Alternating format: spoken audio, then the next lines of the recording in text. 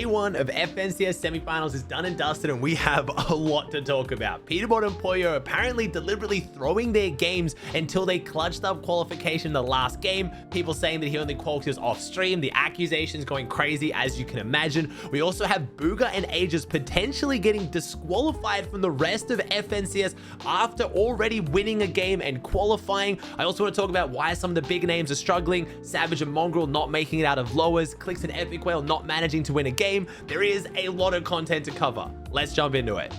First off, let's talk about NA. Remember, this is upper bracket semifinals, so if a team wins the game, they go straight through into grand finals. We had game one going to Krizux and Yassi, a very underrated team. They were coming out of a quadruple contested fencing field. The Mexican boys clutched up, played extremely well, managed to get the dash medallion off Peterbot and Pollo, who went down early, went on and clutched up the win. Game two went to a team you probably expected to see a little bit more, Aegis and Bugha. They won game two, already qualified for grand finals, but I will cover why they are potentially getting disqualified. Again, we'll have to see what happens. Then we had game three going to none other than the FNCS winners, Acorn and Cold. Game four going to Yomzo and Rise. You're probably thinking, Ozzy, how have you not mentioned Peterbot and Pollo yet? Peterbot and Pollo clutching up game number 5. Peterbot was streaming the first 4 games. Things weren't looking too hot. It looked like first or second game, they were kind of just messing around. They weren't really trying that hard. If you guys don't know, again, with this format, most players are going to qualify through day 3. Almost every other team on every other region is going to take the chance to qualify and not risk missing out.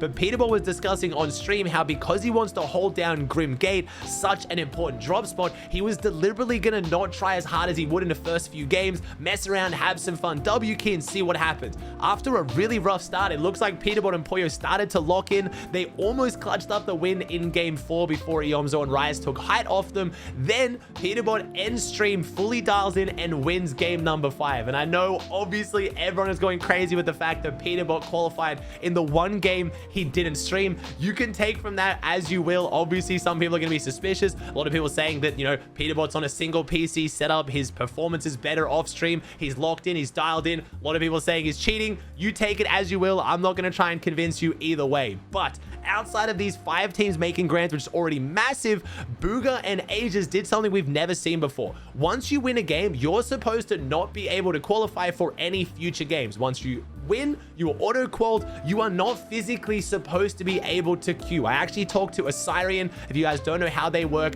they're a super in-depth analysis, Twitter page, social media group, whatever you want to call them. They went in and told me the way the tokens work is that specifically Epic has coded the game so that you are literally not supposed to be able to queue. Unfortunately for Bugha and Aegis, they were able to queue, and for whatever reason, I guess they just saw the shiny button, wanted to click it and see what happens. They realized they queued into the game, realized they probably shouldn't have, ended up just letting themselves die 5 minutes in. But if you read the rules at the moment, this does leave Bugha and Aegis eligible to be disciplined by Epic, despite it being entirely, you know, Epic's fault. They weren't supposed to queue, they decided to, which now opens them up to discipline. Now, some people saying that they should be disciplined for this, you know, they shouldn't have gone in, they griefed the game when really they had basically zero effect on the game. A lot of people saying that this is Epic's fault. Aegis and Bugha's, while they probably shouldn't have queued, shouldn't be punished for this. I want to hear your guys' thoughts in the comments down below. Do you think something should happen about this with Aegis and Bugha, or it's just a dumb mistake and Epic shouldn't have let it happen anyway? No harm, no foul. We move on with FNCS as it is. Now, any of these teams who have qualified, it leaves their drop spot up for grabs. Because Peterbot and Pollo qualified in game number 5, we didn't get to see who's going to try and take their drop spot going into upper brackets tomorrow. But for any big name team that has been struggling and haven't secured their ticket yet, that might be where their eyes are on. Peterbot and Pollo had uncon Grimgate every single game today, which is just absurd. I'll talk about EU in a second and how EU was the complete different story. There was like 5 teams rotating in every game. It looked like one of the worst drops on the map. But at this point, Grimgate is up for grabs, and we have some really big teams that didn't qualify. Kanata Cooper, Ritual Reet, Clix and Epic Whale, Batman Bugha and Rapid. We have so many big teams on NA that still haven't qualified. But again, in case you guys are confused on the format, if a team didn't get a win in the upper bracket and they didn't come bottom 25, they are staying in the upper bracket. Any team that did place inside the bottom 25, they're going to drop down to the lower bracket. So we see big name teams like Cam and Aminished, D-Roller and Crackley. We saw Vanillas and Convict. All these teams are now going to be dropping down, and they're now going to have to qualify through the lower bracket.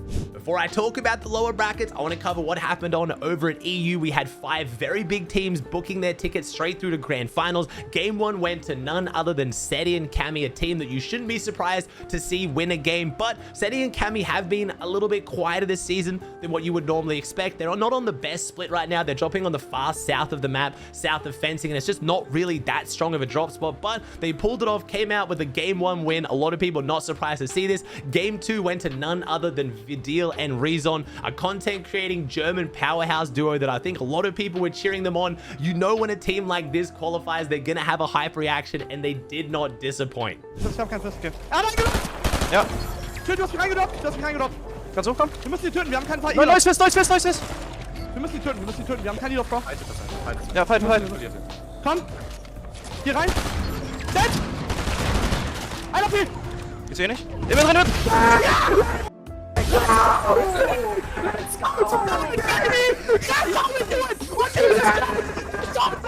Game 3, potentially to some people's surprise, but not to Dexy, went to Dexy and Eclipse. I say this because he actually tweeted out 8 hours before the tournament started that they were going to win Game 3. Really strange prediction, but honestly, huge props to, I think, what is a very underrated team to make it through into grand finals. Then Game 4 went to the Danes, Tripern and Frodoxy. Now, Tripern and Frodoxy have been getting the Dash Medallion a lot on EU. They don't actually drop Grim Gate. They drop nearby and then W key their way in and third party and take down Cerberus. I'll talk about Grim Gate in a second when I talk about Malabuka and Mustache, because our 5th and final team is Volko and Vortexes, meaning our reigning FNCS champions didn't pick up a victory royale on the first day. And I want to give a shout out to Volko and Vortex, as they put off one of the funniest moments I have seen in Fortnite in such a long time. A huge change to the game this season is the way that rezzing works, where you can let go of a res, restart it, and the timer hasn't completely gone down to 0. The same thing happens with reboots, but not a lot of people are talking about the fact that you can hijack someone else's reboot van, and that's exactly what Volko and Vortexes did here in this 1v1. After finding it out off spawn, it was a 1v1, and he managed to yoink the reboot, completely turning the tides of the fight. It was super hilarious. It was just a moment I wanted to point out in case you guys missed it, but that's 5 big teams on EU, but we are missing some really, really big names. EU's big names missing. We had Trulex and Chicho, Vico and Pink. We had Sky and Scroller player I've been gassing up a lot recently, Veno and Tayson. And again, I have to mention, this format right now is all about the victory out. We have teams like Vico and Pink who came 2nd and 4th to not qualify. Even worse yet, on NA, Kanata and Cooper, the Dig Boys, have come 3rd, 4th, 4th and 2nd to still not qualify. Bryson Bolts came 4th, 2nd and 2nd. It is ridiculous. I know a lot of people don't like these victory royale formats. Remember, day 3 of semifinals is a lot more about consistency. Top 25 teams from uppers will go through to grands, and then the top 15 from lowers will also go through to grands. So it's only these first 2 days that have this victory cup style format. The rest of them, consistency matters a lot more than just getting that one win.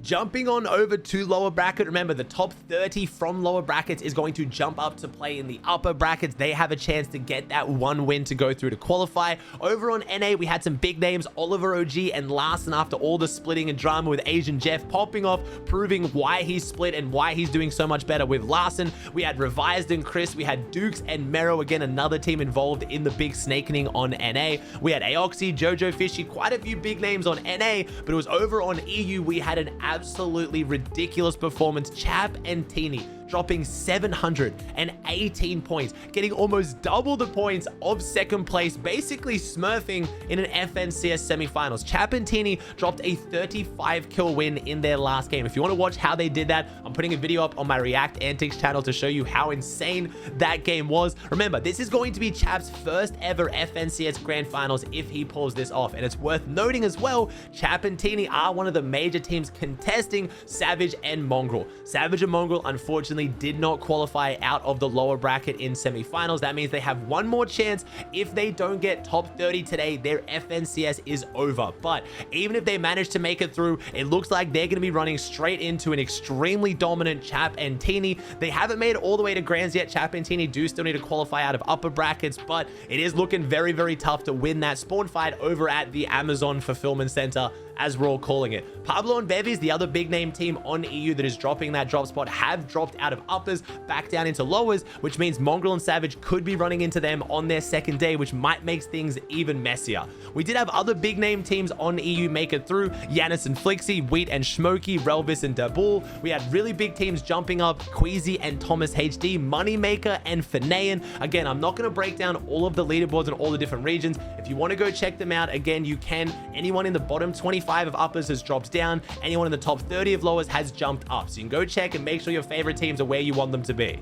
If you guys missed any of the action, I've already got a highlights video up on my second channel, extraantics.com, or you can go check out that react video of Chapentini. Both of them fantastic watches. Hope you guys enjoyed the rest of FNCS. See you in the next video.